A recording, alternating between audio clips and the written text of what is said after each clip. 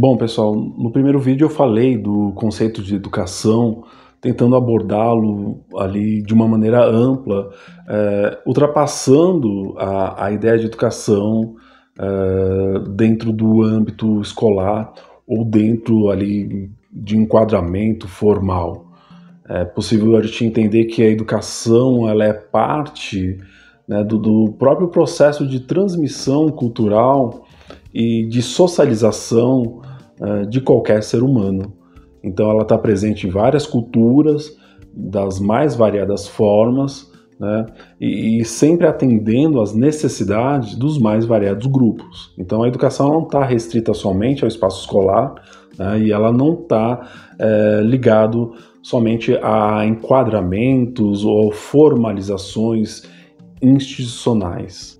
E aí, para a gente continuar a nossa pista, né, as nossas pistas sobre o conceito de educação, eu vou trazer aqui a ideia de um filólogo e filósofo chamado Werner Jaeger. O Werner Jaeger ele escreveu um livro bem denso sobre a formação do homem grego, chamado Paideia, que é esse livro aqui, ó.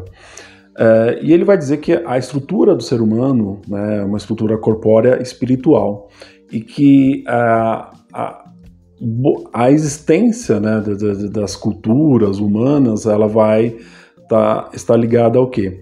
A transmissão, né, e a manutenção dessa cultura, né? É isso que o Werner Jaeger vai denominar como educação. A transmissão, né, e a manutenção dessas formas de existência, elas vão exigir ali estruturas ali de organização complexas, né, e quando a gente, logicamente, quando a gente fala, né, de estrutura corpórea, a gente está falando de um mundo físico e espiritual, de um mundo simbólico, né, para além da questão religiosa, a gente está falando da ideia dos significados, dos símbolos, né, da própria subjetividade do ser humano, né? E a educação ela vai estar ligada a isso, né? Tanto a manutenção dessa forma de existência como a transmissão dessa cultura, desse saber no mundo. Então, na educação você tem um princípio, né, de conservação e propagação da espécie com uma força vital, né, da sua sobrevivência. Uma força que é criadora, né, que ela tem ela é plástica, né, porque ela está sujeita a mudanças, e entre os seres humanos a gente tem algo que é muito específico. E aí eu estou falando de um esforço que é consciente dentro do conhecimento e da vontade, né, e sempre com uma finalidade. Então a gente pode entender que os seres humanos eles transformaram esse movimento cultural, ou seja, de transformação da natureza, em um processo de aprendizado, né, de ensino e de aprendizado, né, que isso vai se perpetuando, tanto para manutenção ali da existência, né, dos grupos sociais, como para a transmissão, né, dos seus saberes. E esses processos, né, de transmissão, né, eles instauram trocas, né, que são trocas ali de símbolos, de interações, né, de padrões, trocas elas de relações de poder, né, como nós vimos lá no primeiro vídeo, né. E aí é nesse ponto que eu vou entrar numa perspectiva antropológica, né.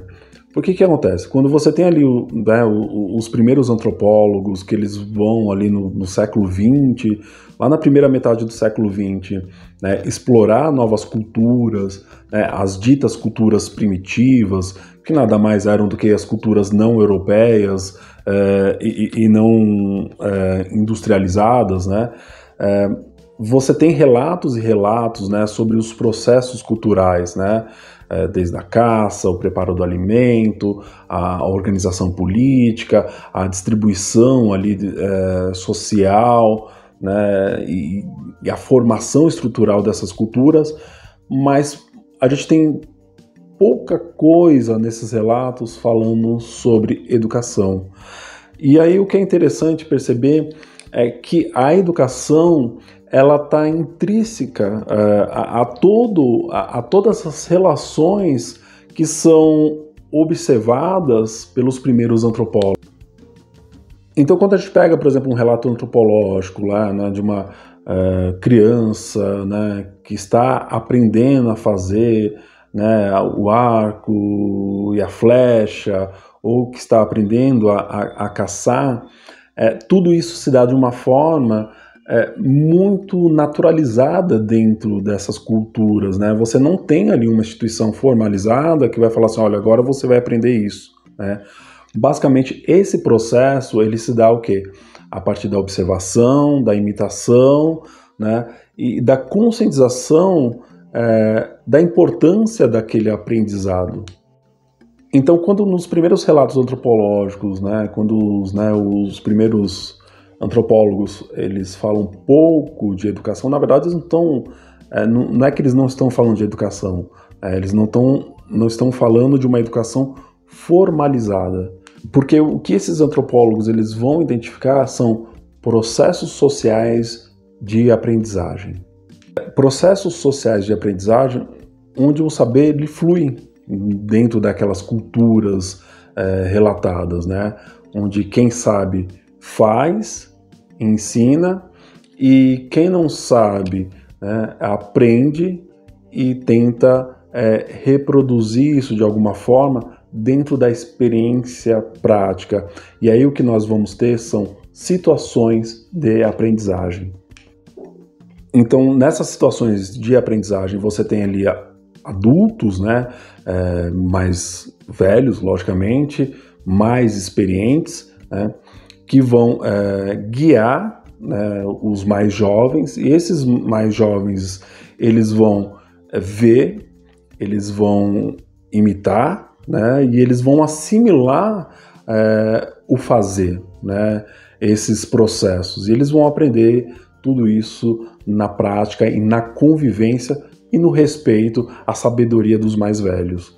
Emile Durkheim, né, o sociólogo Emile Durkheim, inclusive, num livro na qual ele vai abordar, né, sobre a questão da sociologia e da educação, que eu pretendo, inclusive, trazer aqui para esse canal, ele vai dizer algo que é muito importante, e eu vou ler aqui esse trechinho para vocês.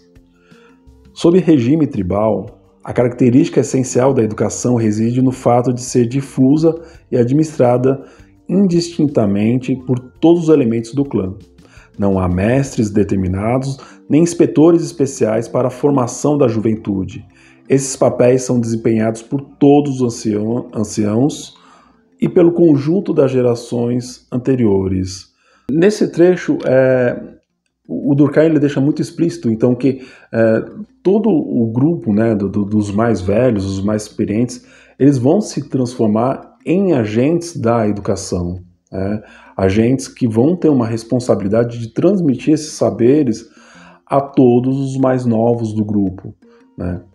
E aí você vai ter o quê? Iniciativas de aprendizagem, né?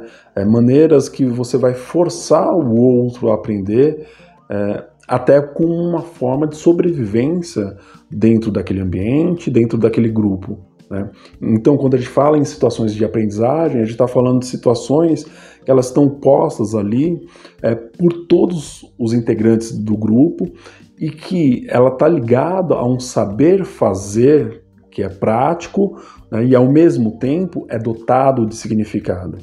Bom, e aí só para a gente finalizar esse vídeo que é bem curto e colocar um resumo, talvez a pergunta seja, tá, tudo bem, mas quando a gente fala em situações de aprendizagem, hoje a gente vê nos livros didáticos, nas escolas, isso colocado sempre ali, né, ao final da leitura de um texto, ou dentro de uma situação onde o professor ele vai propor aos alunos uma reflexão muito direcionada àquele conhecimento específico da sua matéria, sei lá, seja matemática, filosofia, língua portuguesa e por aí vai, né?